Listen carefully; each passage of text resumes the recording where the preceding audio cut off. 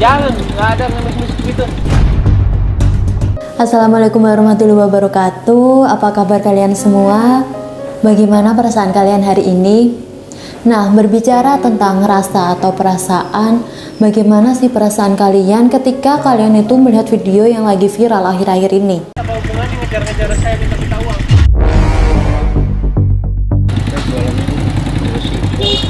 Ikut-ikutin saya sampai berapa kilo tadi? Jangan, nggak ada ngemis-ngemis gitu.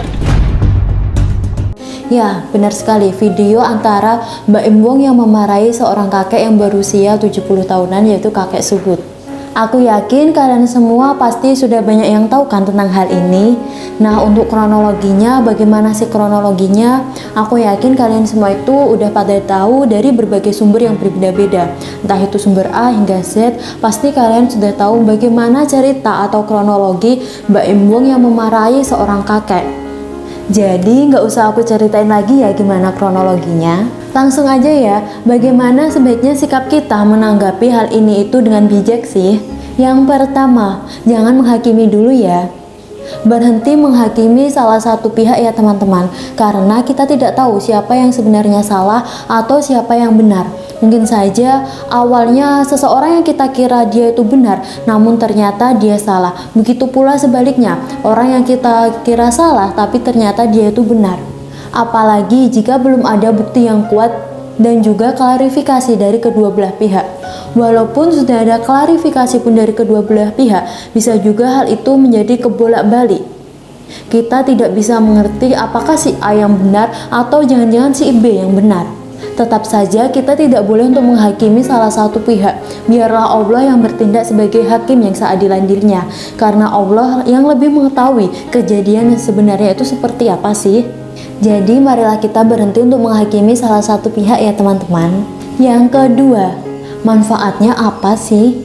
Coba deh sekarang kamu tanya pada dirimu sendiri, manfaatnya apa sih buat aku? Manfaatnya apa ya jika aku terlalu ikut campur secara mendalam tentang permasalahan atau urusan orang lain? Di sini bukan berarti kita tidak peduli dengan masalah atau urusan mereka, kita peduli, kita respect, tetapi kita bertindak yang sewajarnya saja teman-teman. Jangan sampai nih ya, karena kita terlalu ikut campur dalam urusan mereka yang terlalu dalam, justru menimbulkan efek negatif bagi kita. Misalnya saja nih ya, kita setuju atau pro dengan si A, dan kita tidak setuju dengan si B. Dan terjadilah perdebatan antara masing-masing yang setuju dengan si A dan yang setuju dengan si B. Dan hal itulah yang memicu kita untuk sakit hati, memicu untuk dendam, perasaan benci, dan bahkan bisa sampai mengadu domba. Dan hal inilah yang tidak boleh terjadi pada kita, karena sebenarnya kembali lagi tanyakan pada diri, manfaatnya apa sih jika aku itu terlalu ikut campur secara mendalam dengan urusan mereka. Biarlah saja mereka yang menyelesaikan permasalahan mereka. Sebagai orang awam atau penonton, kita sebaiknya memberi dukungan, mendoakan. Kita ambil sisi positifnya saja dari permasalahan itu, dari hal yang telah terjadi itu. Tinggalkan sisi yang negatif, ambillah pelajarannya saja untuk kehidupan kita. Semoga bermanfaat untuk kita. Gitu ya teman-teman. Nah, itu tadi cara kita untuk menanggapi hal ini dengan bijak. Lalu, bagaimana dengan pelajaran yang dapat kita ambil dari berita ini? Apa sih pelajaran yang dapat kita ambil dari sikap Mbak Im Wong kepada kakek Sud ini? Yang pertama, jangan terlalu bergantung atau berharap pada manusia, teman-teman.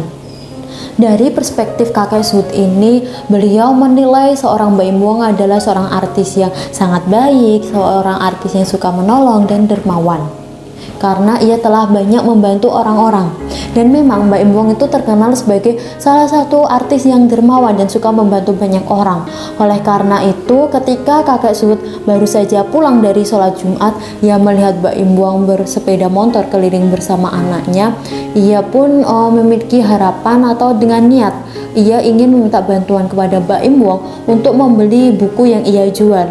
Niatnya atau maksud yang dimiliki kakek Sud ini memang bagus, akan tetapi alangkah lebih baiknya jika kita ingin atau menginginkan sesuatu hal, mintalah kepada Sang Pencipta dahulu, yaitu Allah Subhanahu wa Ta'ala. Jangan biarkan rasa berharap pada makhluk ini melebihi rasa berharap kita pada Sang Pencipta. Nah, pelajaran yang selanjutnya yaitu sopan santun. Mbak Im menegur kakek Sud ini memang memiliki niat yang bagus, teman-teman. Ia ingin agar manusia itu tidak hanya mengandalkan atau berharap dan berpasrah pada manusia lainnya. Ia ingin agar manusia atau orang-orang itu lebih giat bekerja dan berusaha untuk mendapatkan sesuatu.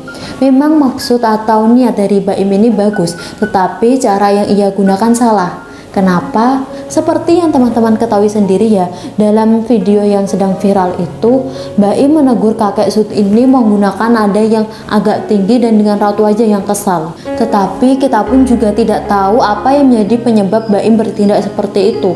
Apa yang membuat ia kesal? Apakah karena kakek Suhud atau karena masalah yang lainnya, kita tidak tahu. Dan kalimat yang diucapkan Mbak Im Wong pun ini cukup menyakitkan hati, dimana ia berkata, "Ngemis malu-maluin aja, noh lihat ojol aja kerja." Ia membandingkan kondisi kakek Sud dengan ojek online yang sedang nongkrong atau sedang mencari pelanggan atau sedang berada di sekitar itu. Ia membandingkan kondisi kakek Sud yang dinilai Mbak Im kakek Sud itu ngemis dengan ojek online yang berada di situ. Nah, dari sini alangkah baiknya pula jika kita menegur seseorang atau menasihati seseorang, apalagi orang itu usianya jauh lebih tua daripada kita, menggunakan bahasa yang sopan, yang halus, menggunakan tutur kata yang tidak menyakiti hati orang lain atau menyinggung orang lain. Nah, selain menggunakan bahasa dan tutur kata yang sopan, janganlah ketika kita menegur atau menasihati seseorang itu di depan umum, teman-teman. Menasihati atau menegur seseorang di depan umum seperti itu, teman-teman, sama saja dengan mempermalukan orang tersebut. Walaupun itu memiliki maksud yang baik, tapi tetap saja caranya salah, teman-teman.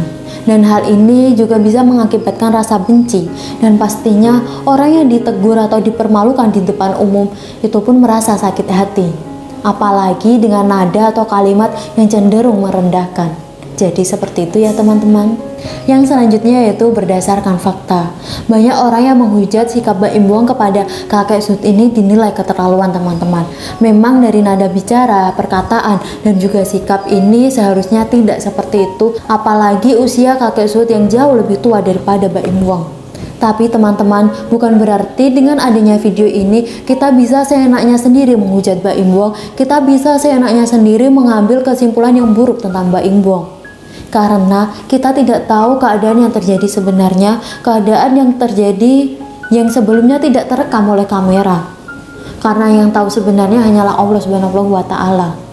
Karena kita tidak mengetahui kejadian yang terjadi sebenarnya, kita tidak mengetahui kejadian yang terjadi yang tidak terekam oleh kamera. Kita tidak tahu fakta apa yang terjadi karena ada perbedaan argumen dari kedua belah pihak. Dan kita juga tidak tahu apa alasan lain yang membuat Mbak Im itu bersikap seperti itu. Apakah ada pengalaman buruk seperti Mbak Im pernah ditipu atau hal yang lainnya, karena kita tidak tahu, teman-teman. Oleh karena itu, ketika kita hendak melakukan hal apapun itu atau bersikap tentang suatu kejadian, hendaklah kita bertindak dan bersikap berdasarkan fakta yang ada, teman-teman.